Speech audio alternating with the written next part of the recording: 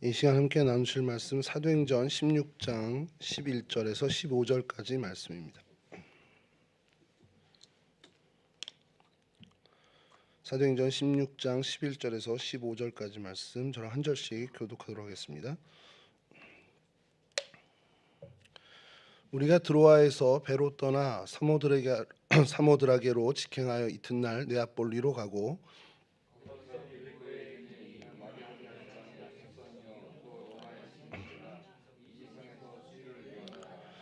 안식일에 우리가 기도할 곳이 있을까 하여 문 밖 강가에 나가 거기 앉아서 모인 여자들에게 말하는데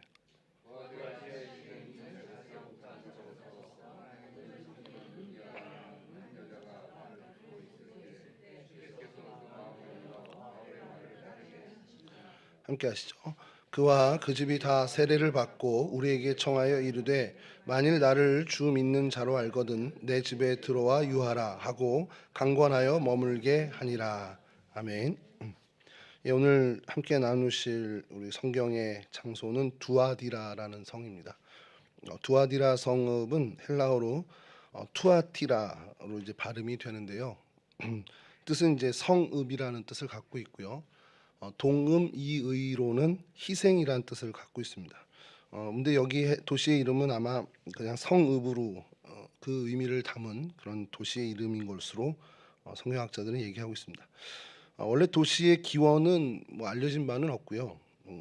고대 리디아 지방의 한 성읍이었다라는 정도로 알려져 있는데 실제로 이것이 이제 그러니까 성의 모습을 갖추게 된 것은 이제 알렉산더가 죽고 나서 그 왕국이 이제 분열이 되죠.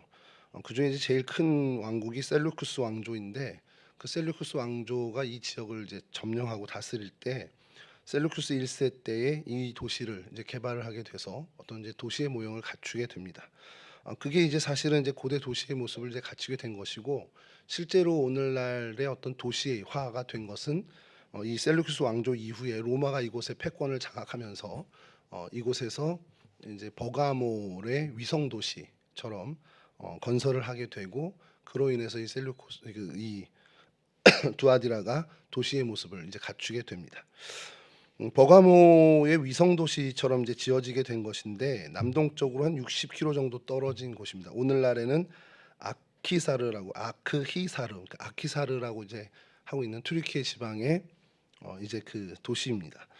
지도를 좀 보여주시면요. 첫 번째 지도를 보여주시면 예, 이제 뭐 대충 좀 익숙한 지역이죠. 익숙한 지역인데 지금 현재 튀르키예 지역의 제 에게해 쪽, 그 아래쪽 넓은 바다와 이어져 있지만 넓은 바다 쪽은 이제 지중해라고 보통 부르고요. 지중해라고 부르는 그 위에 움푹 들어가 있는 그 바다를 에게해라고 저희가 부르고 있습니다. 예, 에게해변에 있는 튀르키예 에게해변 쪽에 있는 도시죠. 그 위에 있는 바다는 육지 안에 있는 것처럼 보이지만 실제로 바다랑 연결돼 있죠. 흑해입니다. 흑해이고 흑해와 이 에게 사이에 우리 세계사 때 좀 배웠던 건데 흑해와 에게가 이어지게 되는 걸 저도 뭐 고등학교 때 처음 알게 된 거죠. 마르마라라는 그 바다가 있고 작은 바다가 마르마다라는 바다고요.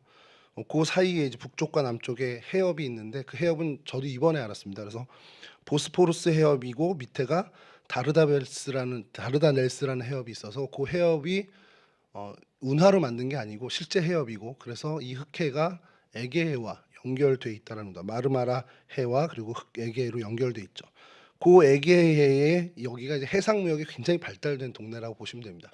지중해만큼이나 이 흑해 주변으로 오늘날도 마찬가지로 이 흑해를 차지하기 위해서 사실 우크라이나와 러시아 전쟁도 시작됐다고 저희가 해도 과언이 아닐 정도로 이 흑해를 둘러싼 패권이 굉장히 중요한 시절이 로마 시대 때 그 이전에 알렉산더 시절에도 있었습니다. 그래서 이 지역에 그러니까 군사적으로나 어떤 산업적으로 굉장히 요충 지역이 바로 이 튀르키예 서쪽 해안가 에게 해안가죠. 이곳에 있었던 것이 이 바로 두아디라입니다. 이 지역을 좀 확대해서 보여드리면요. 다음 사진인데요. 표시를 해놓은 곳이 점이 몇 개죠? 얼른 세보시죠. 예, 7개. 7개는 뭐겠습니까? 두아디라가 속해 있는 7개, 요한계시록의 수신 교회가 7교회죠. 그 7교회가 이렇게 밀집되어 있습니다.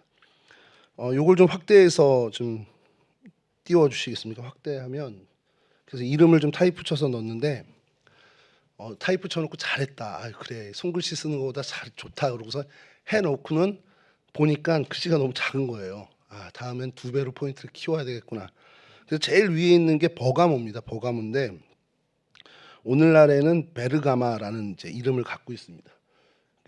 버가모에서 이 두아디라까지가 60km 정도, 그러니까 61km가 나오더라고요. 구글 지도로 해보면 61km인데 한 60km 정도 나오고, 아키사르라는 이 두아디라에서 남서쪽이 되겠죠. 남서쪽으로 쭉 가서 한국까지 가면 이즈미르라는 이 도시가 있는데, 이곳이 서머나 교회가 있었던 서머나 지역입니다. 그 서머나 밑으로 내려가면 사실은 가장 7교회 중에 가장 핵심이 되는 여기 에페수스라고, 지금도 에페수스라고 하고 유적도 가장 많이 남아 있고, 그래서 그냥 고대 도시 이름 그대로 지금도 에페수스로 부르고 있는 에베소 교회가 있었던 에베소 지역입니다. 다시 올라오셔서 두아디라 아키사르에서 이번엔 남동쪽이죠. 남동쪽으로 쭉 가면 사대라는 곳인데 지금은 살릴리라는 이름으로 불리고 있는 도시가 있고요. 사실 이 버가모에서 이 살릴리까지가 군사도로입니다. 군사학적으로 굉장히 중요한 지역이고, 그래서 이 대로를 어떻게 보면 수비하기 위해서 로마에서 전략적으로 만든, 그러니까 원래 있던 도시를 전략적으로 군사 도시화 한 곳이 바로 이 두아디라였습니다. 그래서 이곳에 로마군이 주둔해 있었고요. 그래서 그로 인해서 로마 유적도 많고, 그래서 유대인들이 강제로 이주돼 오고, 그래서 유대 공동체가 세워진 것이 이 도시의 역사입니다. 이 사대에서 계속해서 남동쪽으로 나가면 알세히르라는 도시, 현재 알세히르라는 도시인데, 이게 요한계시록의 빌라델비아의 빌라델비아 도시입니다. 이게 계속 이어지는 거죠. 저 유대 땅까지 쭉 이어지는 그 도로에 있는 도시로 보면 되고요. 그리고 더 남동쪽으로 내려가면 데나즐리라는, 오늘날 이제 데나즐리, 여기 좀 큰 도시더라고요. 에베소 정도로 이제 큰 도시인데, 라오디게아 교회가 있었던 예전에 라오디게아였던 도시입니다. 이렇게 교회들이 몰려 있어요.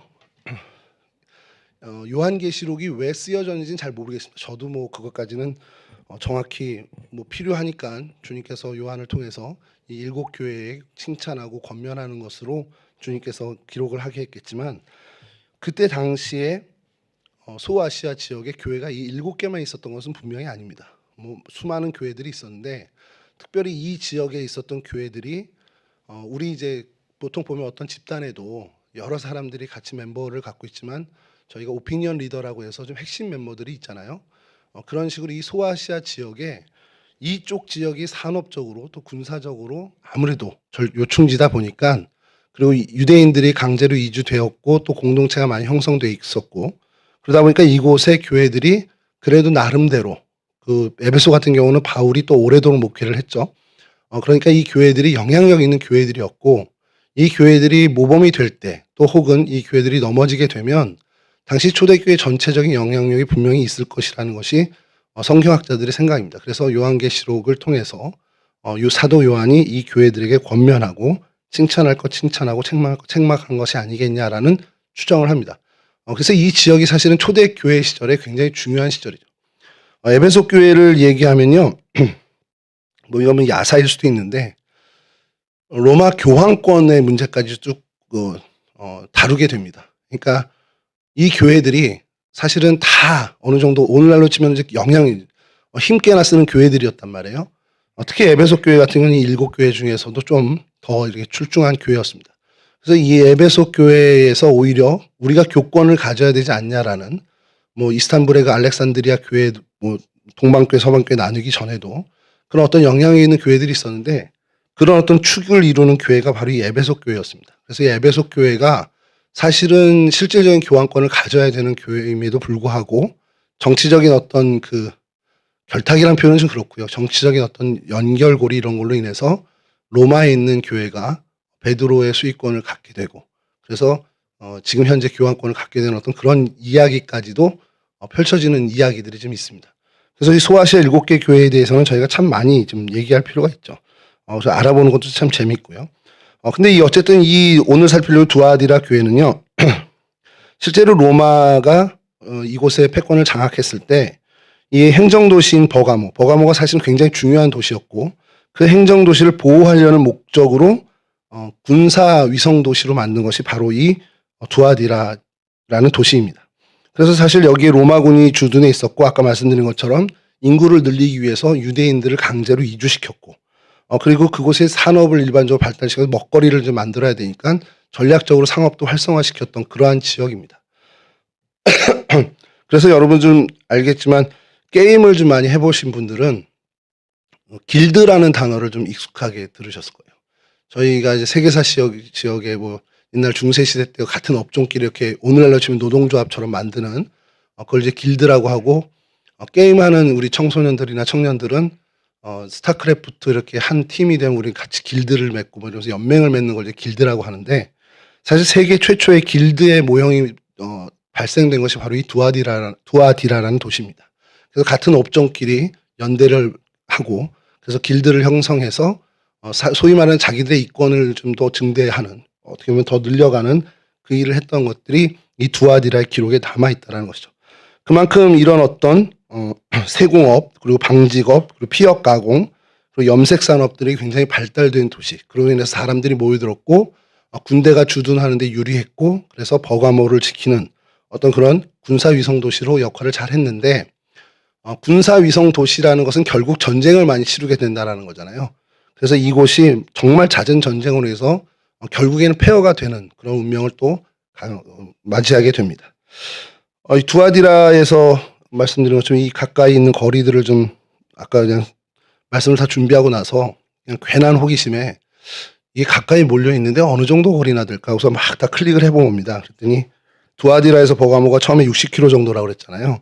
60km 정도면 여기서 안성 정도, 평택 정도 가는 거리고 그다음에 사대까지도 한 54km, 또 서머나까지 한 80km 정도 나오고요.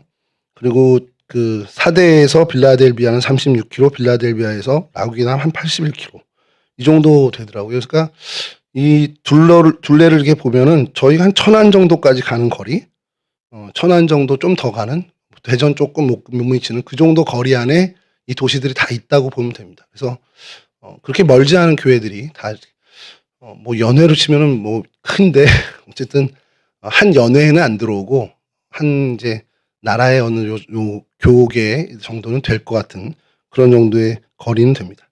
예, 다시 다음 사진 보여주시면 아키사르 이제 시내 풍경입니다.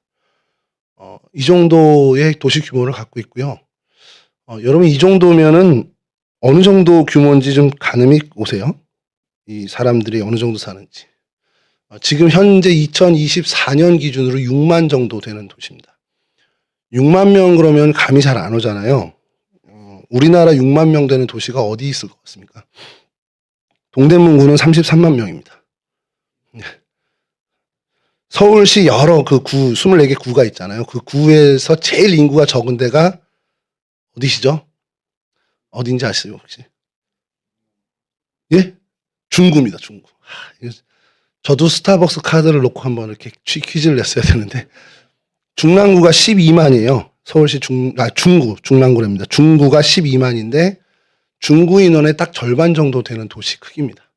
근데 뭐 땅은 훨씬 더 넓죠. 아까 말씀드린 것처럼 대전 근처까지 가는 그 정도, 그 범위 안에 있는 도시고, 뭐, 물론 두아디라만 치면야 뭐 그거보다는 작겠지만 중구보다는 넓습니다.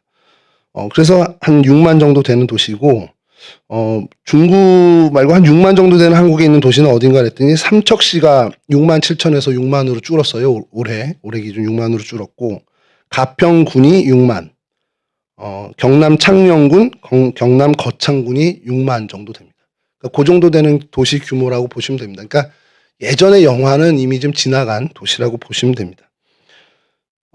그리고 그 다음 사진 보여주시면 이제 시내권에서 이제 벗어난 변두리 지역의 사진인데 그냥 하나가 올라와 있길래 좀 올려봤습니다.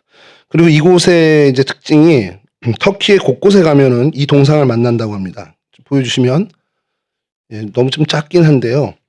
이 사람이 아타튀르크라는 사람입니다. 그 동상인데 여기 그 두아디라 시청, 시청 바로 앞에 로타리가 있는데 거기 중심에 딱 이 동상이 있어요. 그래서 처음에 어느 분이 사진을 올렸는데 여기 어디서 찾지 하다가 계속 구글 지도를 헤맸죠. 헤매고선 구글에 보면 로드뷰가 있거든요. 그래서 시청부터 찾아보자고 시청에서 찾는데 이 딱 나온 거예요. 그래서 이거는 하나님의 뜻이구나, 보여드려야겠다. 이 사람이 누구냐면 아타투르크 건국의 아버지입니다. 그 현재 튀르키예를 건국한 초대 어떻게 보면 그 지도자였는데, 이 사람이 터키 도시의 곳곳에 이 사람 동상이 있어서 낯설지가 않다라고 합니다. 그래서 그냥 참고로 이런 분이 있다라는 거 좀 보여드렸고요. 그다음에 이제 중요한 사진이 이 사진이죠. 다음 사진 보여주시면 두아디라 교회의 예배당 터라고 전해지는 유적입니다. 이곳이 이제 로마 시대, 그 시대에 양식을 가지고 있었던 터고, 근데 이 교회가 요한의 서신을 받았던 그 수신 교회인지는 확인을 못합니다. 다만 이곳이 그리스도교의 교회 예배당이었다라는 정도는 확인된 거고요. 그러니까 연대기가 그때 비슷해서 어쨌든 그때 시절에 있었던 교회 터라는 것만 확인된 정도입니다. 그리고 이 교회 터 외에도 이제 많은 이제 유적들이 있는데, 다음 사진 보여주시면 이 표지판입니다. 표지판인데 아키사르의 이제 터키어래요. 근데 아키사르의 우리말로 했더니 뭐 시정촌이라는데 그냥 구라고 표현하면 돼요. 뭐 동대문구 할 때 그 구라고 표현하시면 되고요. 그래서 이곳이 마니사 아키사르 티아테르 고대 도로라는 것, 그리고 기둥 통로를 복원한 현장이다라고 써 있는, 제가 해석을 할 능력이 있는 건 아니고 구글 번역에 그림을 올리면 해석을 해줍니다. 놀랍습니다. 요즘 챗GPT는 뭐 더 하죠. 더 잘하겠지만 요대로 그림을 구글 번역에 올리면 그 글 그대로 영어로든지 한글이든지 번역을 해줍니다. 그래서 그렇게 하면 기둥 복원 구현 고대 지역 방문센터 이렇게 나옵니다. 완전 직역을 하는 거죠. 그래서 여러분 이 다음 사진 보여주시면 요 안내판 뒤로 가면 요게 이제 복원된 사진이고, 그 뒤로 이제 그 로마 시대의 건축물이 복원이 됐는데, 요거 먼저 한번 보시죠. 뭐 다음 사진 먼저 보시면 이게 실제 이렇게 된 겁니다. 여기가 어떻게 되냐면 한국말로 이제 이 곳을 검색하면 바실리카 회랑 유구 이렇게 뜹니다. 제가 한국인인데 바실리카 회랑 유구 이게 도대체 무슨 말인지. 그래서 제가 회랑은 저희 세대까지는 아마 들었던 것 같아요. 회랑은 좀 들었기 때문에 회랑이 뭐야? 그래서 정의하라고 하면 잘 모르지만 대충 저런 게 회랑이었지라는 걸 알잖아요. 그래서 이번 기회에 다시 한번 좀 제가 이제 정의를 좀 하게 된 건, 지붕이 덮여 있는 통로가 회랑입니다. 그래서 회랑이고, 유구는 뭐냐면 요번에 이건 저도 좀 솔직히 고백하면 이번에 알게 된 건데, 남길 유자에 얽히다 구자입니다. 얽다. 그러니까 얽혀매는 있잖아요. 그 얽다 구라는 뜻을 갖고 있는데, 인간에 의해서 건축된 건축물입니다. 그게 이제 남아있는 건축물, 유적으로 남아있는 건축물이 유구입니다. 그러니까 오늘날은 이제 유적이란 말을 많이 쓰기 때문에 유구라는 표현을 잘 안 쓰는데, 이게 뭐 그 말을 이제 한국말로 번역하다 보니까 바실리카 회랑 유구 이렇게 된 거죠. 그러니까 지붕 덮인 통로의 옛날 건물이라는 뜻입니다. 그러니까 쉽게 풀이하면. 근데 이게 뭐 어떤 거였냐면 로마 시대의 사원 혹은 궁전에 쓰던 통로입니다. 그러니까 다른 일반 집에서는 사용을 안 했고, 사원이든 아니면 궁전이든 간에 그런 곳의 외곽 쪽의 통로, 그러니까 지붕이 덮여있는 통로는 그런 곳에서만 사용했다는 것이죠. 그러니까 이곳이 사원으로 아마 쓰인 것으로 이제 추정을 하는 겁니다. 그래서 뭐 공공 건물이 됐던 뭐 궁전이 됐던 그런 것으로 쓰였던 것이 굉장히 잘 보존되어 있는 것 중에 하나라는 거예요. 그래서 이곳이 로마 시절의 굉장히 핵심적인 도시였다는 것을 보여주는 것입니다. 그래서 뭐 이곳에 무덤도 좀 발견이 된 게 있고요. 또 어떤 저장고라든지 그냥 단순한 건축물들이 정말 많이 남겨져 있는 곳이기도 합니다. 그래서 터키의 지진이 정말 우리 보도도 많이 들었지만 사실 이쪽은 좀 많이 피해갔다는 거예요. 그래서 오래된 유적들이 많이 남아있는 에베소 지역은 뭐 더 많이 남아있고요. 그래서 그런 어떤 역사적으로도 좀 의미 있는 곳이라는 겁니다. 이렇게 이제 이 도시의 이제 모습은 저희가 좀 살펴보고요. 성경에 그럼 두아디라가 어떻게 등장했는지를 좀 잠깐 간단히 살펴보면, 성경에 두아디라는 이제 두 가지 정도에서만 등장을 합니다. 오늘 본문 읽었던 사도행전 16장 14절에 등장하는데, 두아디라 시에 있는 자색옷값 장사로서 하나님을 섬기는 루디아라 하는 한 여자가 말을 듣고 있을 때 주께서 그 마음을 열어 바울의 말을 따르게 하신지라. 이 루디아를 설명할 때에 두아디라 시에 있는 자색옷감 장사, 우리 개역 한글에서는 자주장사라고 이렇게 표현을 했죠. 이게 염색업을 하던 사람입니다. 근데 특별히 이 자주 색깔 염색은 굉장히 고급 의류였다라는 겁니다. 그래서 나름대로 의류업에서 좀 소위 성공한 여자 사업가로 이제 해석을 하는 것이 좀 온당하죠. 이 루디아를 소개할 때 이 두아디라 시에 있었던 사람이라는 것을 빌립보에서 만났지만 두아디라 출신으로 여기까지 와서 사업을 한 사람이야라고 소개를 할 때 이 두아디라가 성경에 등장합니다. 여러분, 이게 근데 굉장히 중요한 포인트가 돼요. 요한계시록에 좀 이따 살펴보겠지만, 요한계시록의 두아디라 교회에 대해서 칭찬하고 권면하고 책망할 때 이 루디아가 자색옷값 장사, 아까 말씀드린 길드가 있잖아요. 그 길드와 다 연결이 됩니다.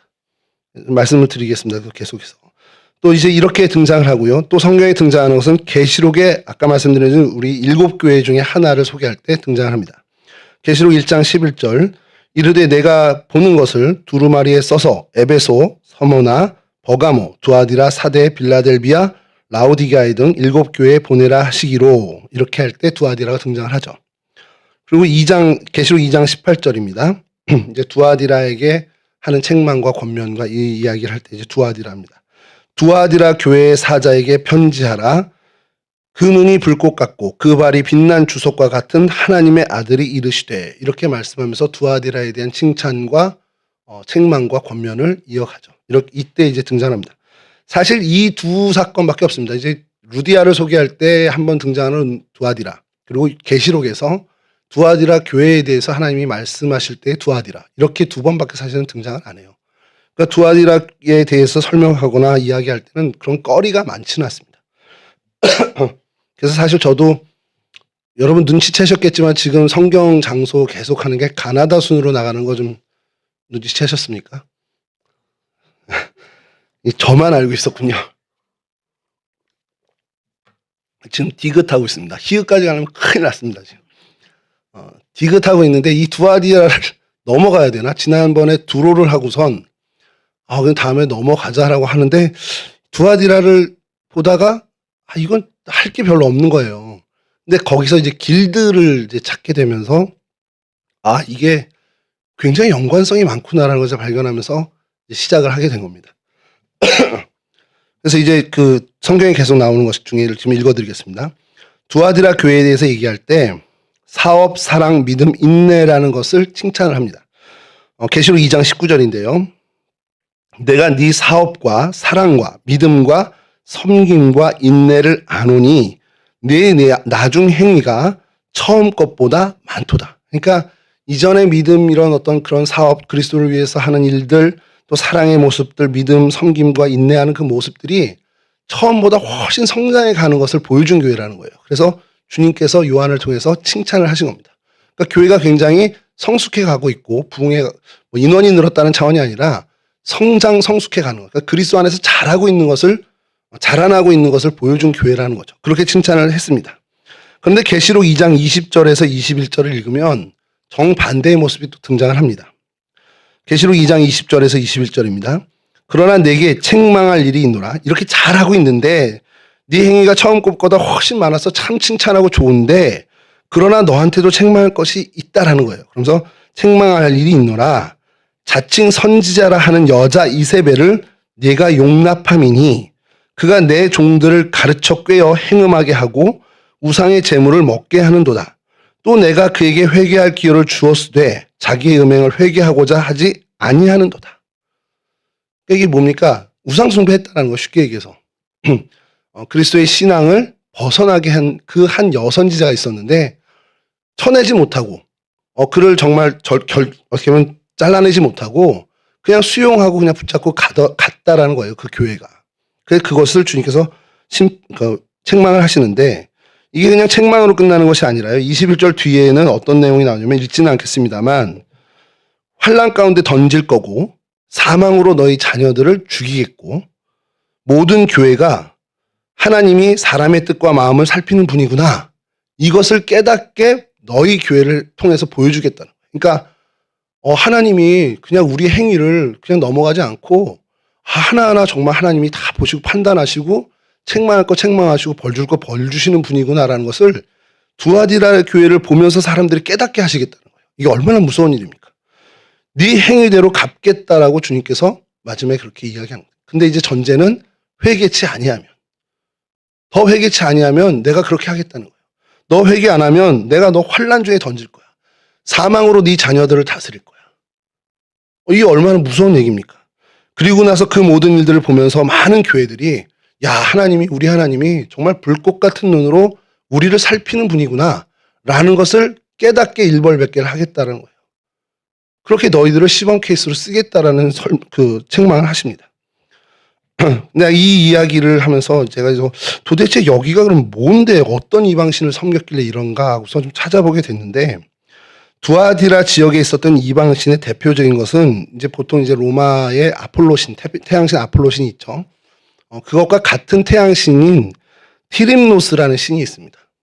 그래서 이 티림노스 막 찾아보니까 저희 마블 영화에는 타노스 거기랑 어원도 같이 쓰고 그러더라고요. 그러니까 죽지 않는 이런 뜻을 갖고 있는데, 이 티림노스 신전이 이곳에 있었다는 겁니다. 그리고 그 신전이 같이 섬기는 여신이 보레이테네라는 여신도 있었고요. 근데 이 신전이 재미난 것이 바알 신전과 거의 유사합니다.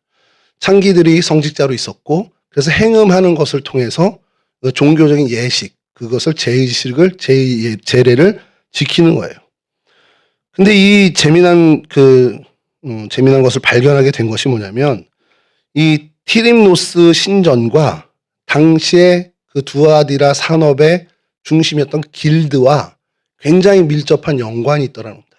이 신전에 운영되는 모든 비용이나 이런 것들이 이 길드에서 후원하는 돈으로 운영이 됐다라는 거예요. 그러니까 이 산업과 이 신전이 계속 연결될 수밖에 없는 거죠. 그러니까 이 길드가 강하면 강화될수록 그 길드가 형성된 도시에서 이 길드가 이 신전과 깊은 연관을 갖다 보니 서로 어떻게 보면 영향을 주고받을 수밖에 없고 가깝게 지내다 보니까 그 우상신에 빠지게 되고, 또 거기서 이제 아까 책망받은 것처럼 여사제들과 여창기들과 행음을 하게 되는 일들이 빈번하게 일어난 게 이 두아디라라는 도시라는 겁니다. 마치 고린도의 그 행음과 비슷한 양상이 여기도 벌어졌다라는 거죠. 자, 그런데 보십시오. 이 두아디라 교회에 있는 그리스도인들, 그곳에서 먹고 살아야 되잖아요. 말씀드린 루디아 역시도 그 염색 사업에 소위 말하는 성공했던 사람입니다. 여자인지라 그것을 좀 벗어날 수 있었는지는 모르겠지만, 이 교회 안에 이 행음, 이 티림노스 신전에 가서 행위하는 것을 장려하는 일들이 벌어졌다는 거예요. 그게 상징적인 이름으로 이세벨이라는 이름이 등장을 합니다. 그러니까 교회 지도자의 어떤 여자 지도자가 있었는데, 그 사람이 말씀의 어떤 기준을 가지고 야, 우리 이렇게 살면 안 돼. 우리는 그리스도인이야. 이렇게 주의 말씀의 어떤 그 정신을 지켜 살아가는 어떤 하나님의 사람으로서의 선명한 기준을 가지고 살게끔 권면하는 것이 아니라, 야, 세상에서도 우리가 소위 성공하고 세상에서도 어떻게 보면 잘 나가게 되는, 어떤 성공적인 사업을 하기 위해선 이 현실을 우리가 받아들일 수밖에 없어. 그러면서 그 티림노스 신전에 가서 우상숭배하는 그 제의에 참여하는 것을 어떻게 보면 권면하는 사람이 있었다는 거죠. 그리고 그 사람을 상징적으로 요한계시록에선 이세벨이라 칭하고 있는 겁니다. 그러니까 산업화된 도시, 길드가 형성된 도시에서 그 길드 안에서 내가 뭔가 한 자리를 하게 되고 길드의 어떤 영향을 받고 그 안에서 내가 소위 사업을 제대로 하려고 한다면 이 티림노스 신전과 연결고리를 끊을 수 없는 그런 어떤 현실적인 입장이 놓여진다라는 겁니다. 그러니까 소위 신앙을 택할 거냐 아니면 내 생업의 현장에서 소위 말하는 사회적 성공을 이룰 것이냐라는 그 갈등에서 이쪽을 선택하도록 계속해서 이 이세벨이라는 지도자가 어떻게 보면 권면했다라는 것을 이야기한다라는 겁니다. 그러다 보니 이것이 이 두아디라 교회의 책망거리가 되었다는 거예요. 주님께서 요구하시는 것은 그래, 니네 세상에서 조금은 손해보고 살아도 좋아. 세상에서 성공 안 하면 어때? 그리스도인으로 하나님의 백성으로 사는 것이 더 높은 가치가 있는 것이야 라고 이야기하고 그렇게 말씀으로 늘 가르쳐 주시는데도 세상을 바라보니 또 그건 아니거든요. 세상에서도 성공하고 싶고 세상에도 소위 말하는 잘 나가고 싶은 마음들이 생기게 되고, 근데 그것을 잘 어떻게 보면은 건드리고 유혹해서 이 이세벨이라고 칭하는 상징되는 이 지도자가 소위 말하는 세상과 결탁하는, 세상과 타협하는 일들을 이 두아디라 교회 안에 들여오게 됐다는 겁니다. 아마 루디아는 이곳에서 뭐 자유로웠는지 모르겠지만 이곳에 없었고, 또 어떻게 보면 이제 빌립보까지 와서 사업을 확장하고, 그래서 두아디라 안에 없었기 때문인지 모르지만 이 유대인들이 이렇게 소위 말하는 어떤 염색이나 피역 가공업이나 세공업에서 정말 많은 어떤 성과를 내고 있었던 것은 사실이었던 것 같아요. 그리고 그런 사람들이 교회 공동체를 이루었는데 이 길드라는 노동조합에 어쨌든 속해서 활동을 하려다 보니 거부할 수 없는 어떠한 그런 압박을 또 받게 됐고, 그것을 신앙적으로 합리화해주는 교회 지도자들이 있었다라는, 그것이 이 당시의 현실이었다. 그래서 이런 부분에 대해서 우리가 좀 생각할 필요가 있고요. 어쨌든 이 두아디라의 교회의 이런 상황에서 루디아라는 여인은 사업차, 그리고 또 멀리 가서 그 사업을 확장하는데, 빌립보에 가서 사업만 확장한 것이 아니라 하나님을 원래 믿고 있었고, 그래서 유대인으로서 기도하는 자리, 그 자리를 찾았다가 우연하게 바울을 만나게 됩니다. 오늘 읽었던 본문인데 16장 15절만 제가 읽어드리겠습니다. 그와 그 집이 다 세례를 받고 우리에게 청하여 이르되 만일 나를 주 믿는 자로 알거든 내 집에 들어와 유하라 하고 강건하여 머물게 하니라. 소위 사업에서 성공했고 아마 그 안에 내적 갈등도 있었을런지는 모르겠습니다. 그러나 그 안에 그리스도인으로서 이제 주님을 만나게 됐고, 그래서 그 하나님을 섬기는 그 마음의 그 신앙이 훨씬 더 깊어지고 성장하게 되는 그 계기를 이곳에서 맞이하게 됐죠. 물론 이때는 두아디라 교회가 어떻게 보면 생기기 전이겠죠. 사도 바울을 만날 때니까. 이러한 사람들이 두아디라에서 정말 그리스도의 공동체를 이루게 되고, 그래서 많은 그 신앙의 진보를 하나님께 보이며 칭찬을 받게 되었는데, 그 칭찬하는, 그 어떻게 보면 성장하는 그 선한 일에는 항상 우리 표현으로 하면 마가 끼는 것처럼 계속 유혹이 다가오게 되고, 그것을 넘어서지 못할, 그래서 걸려 넘어진 두아디라의 교회의 모습을 저희들이 좀 보게 됩니다.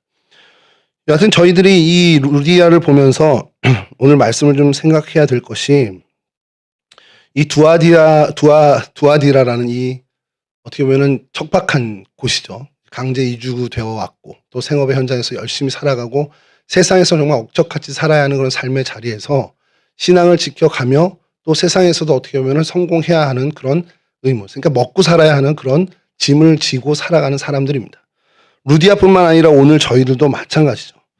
루디아도 저희도 세상에서 두 발 딛고 살아가나 본향인 하늘나라를 향해 나아가는 하나님의 백성입니다. 이 두 가지의 일을 다 잘하기 위해서 우리가 그럼 어떻게 해야 하냐는 것이죠. 세상은 늘 우리에게 얘기합니다. 정말 세상의 방식대로 살라고, 세상의 방식대로 살아가는 게 지혜롭다라고 얘기를 하죠. 루디아도 그런 이야기를 많이 들었을 거예요. 그러나 그의 이 모습을 보면서 그런 현실과는 크게 타협하지 않은 듯 보입니다. 그래도 하나님께서 어쨌든 지켜주시고 보호해 주셔서 나름대로 사업을 확장해 빌립보까지 와서 그 염색 사업을 이어갈 수 있는 그런 모습으로도 인도해 주신 것을 저희가 보게 되죠. 핵심은 그것을 본다. 그러니까 빌립보에까지 가서 사업을 확장했다라는 걸 보는 것이 아니라 그가 두아디라 지역에서 어떻게 보면은 신앙을 지키고 사는 것이 어떤 이유였는지 모르지만 이것을 벗어나게 됐고, 그래서 그곳에서 벗어났을 때 바울을 만나게 돼서 정말 제대로 된 예수님을 만나 그 신앙을 온전히 지키게 되었다는 것에 좀 초점을 맞출 필요가 있다는 것이죠. 우리가 신앙과 삶에, 신앙과 생활에 대해서 그 유격이 생기고, 그래서 그 격차가 벌어지고 그 갈등이 우리 안에 벌어질 때에 어떠한 기준으로 살아가야 하는지에 대해서 우리는 좀 생각해 볼 필요가 있습니다. 그리고 늘 그것에 대해서 고민하고 어떻게 보면 대비하고 있어야 우리가 결정적인 그 순간, 선택의 순간에 바른 선택을 할 수 있는 사람들이 된다는 것이죠. 우리가 세상을 살아갑니다. 어쩔 수 없이 이 세상에서 살아가야 됩니다.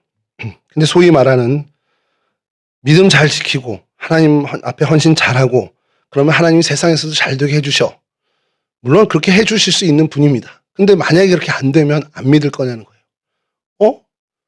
내가 교회도 이렇게 열심히 하고 하나님 앞에 이렇게 충성했는데 왜 내 사업이 이렇게 안 돼? 이런 의문들을 갖게 된다라는 게 우리의 모습이라는 겁니다. 근데 우리가 그걸 바라보고 하나님께 헌신하고 그걸 기대하고 하나님 앞에 나아가는 게 아니잖아요. 우리의 본질은 하나님께 나아가는 게 먼저고, 그래서 하나님이 우리의 삶의 자리에서 복을 주셔서 정말 풍요롭게 하신다면 그건 뭐 그렇게 해주시면 감사한 거고, 그럼 그렇게 해주신 이유가 있겠지 하고 그 풍요로움을 다시 하나님의 기쁨을 위해서 어떻게 사용하는지 본을 보이는 삶을 살면 되는 겁니다. 그게 목적이 아니라는 거죠. 근데 우리가 이게 자꾸 뒤바뀌어서 내 삶의 안녕과 내 삶의 성공을 위해서 하나님 앞에 헌신하고 내 삶의 축복을 기대하고 하나님께 뭔가를 헌신하는 것을 나아가는 그런 모습들이 우리 안에, 저도 마찬가지입니다, 있을 때가 있다는 거예요. 그러니 계속해서 우리는 우리 스스로를 계속해서 점검해야 합니다. 내가 하나님 앞에 헌신하고 하나님 앞에서 자라나고 하나님 앞에서 정말 기쁨이 되는 삶을 사는 것이 정말 내 세상의 삶의 유익을 위해서 하는 것인지, 아니면 하나님 그 자체로 내가 하나님을 기뻐하여 하나님께 나아가는 것인지를 계속해서 우리 스스로 점검해야 한다는 겁니다. 루디아가 말씀을 가까이 하고, 그래서 그러한 기회에 어떻게 보면 말씀을 가까이 하고 하나님 앞에 소망을 갖고 그 말씀에 대한 갈급함이 있었을 때에 사도 바울이라는 하나님의 도구를 만나게 되고, 그래서 하나님께 더욱더 정말 그 세례를 받고 그리스도의 제자가 되는 그런 과정처럼 우리가 말씀에 대해서, 하나님에 대해서 늘 갈급해하고 하나님 말씀에 대해서 우리가 갈망하는 삶을 사는 것, 그러한 삶의 자세를 유지하는 것이 더 중요하다는 거죠. 근데 그 이유가 소위 말하는 세상에서 잘 되고 내 자녀들이 잘 되는 그게 목적이 되면은 이와 같은 루디아의 신앙을 우리가 이어가기 어렵다라는 것을 생각해야 한다는 겁니다. 두아디라 교회에 이 이후, 이제 루디아 사건 이후에 두아디라 지역에 교회가 생겼고, 그 교회도 정말 주님 안에서 열심으로 정말 주님을 섬겨가서 그 믿음의 진보를 통해서 하나님께 기쁨을 드렸던 교회입니다. 그런데 그 교회에 이세벨이라는 세상과 타협하는, 그래서 세상에서 소위 말하는 성공을 더 이야기하고 그것을 더 높은 가치로 이야기하는 그러한 생각들이 교회에 파고 들어왔고, 그로 인해서 그 하나님으로부터 책망받을 만한 일들이 벌어지는 것을 보면서 우리가 안심하지 말고 정말 우리가 더욱더 주님 안에서 무엇이 먼저 되고 어떤 것이 우리의 먼저의 목적, 신앙의 목적인지를 생각하고 그것에 대해서 더 집중하는 그러한 삶을 사는 저희들이 되어야 한다는 것이죠. 매일매일 우리 스스로를 살피길 원합니다. 매일매일 말씀을 더욱더 가까이 하고 그 말씀의 기준으로, 그 말씀의 정신으로 살아가는 데 최선을 다하는 저와 여러분들이 되었으면 좋겠습니다. 그렇게 말씀의 기준, 정말 말씀의 정신, 하나님의 사람으로서 선명한 기준을 갖고 살아가는 저희들을 통해서 하나님이 기쁨을 얻으시고 저희 또한 하나님이 주시는 기쁨과 행복을 누리는 그러한 삶을 사는 그런 믿음의 선순환이 계속 이어지기를 간절히 축원합니다. 그렇게 될 때 우리의 세상의 삶은 그건 하나님이 책임져 주십니다. 거기서 부자로 살게 하신다는 게 아니에요. 거기서 뭔가 성공의 맛을 보게 하신다는 게 아닙니다. 그것과는 상관없이 그 상황과 형편을 다 뛰어넘는, 그것을 넘어서는 믿음을, 넘어서는 마음을 우리에게 주신다는 것, 그것을 넘어서는 사람이 되게 해주신다는 그 은혜를 주신다는 사실이죠. 이와 같은 은혜를 누리는 이 은혜의 주인공들이 다 되실 수 있기를 주님의 이름으로 간절히 축원합니다.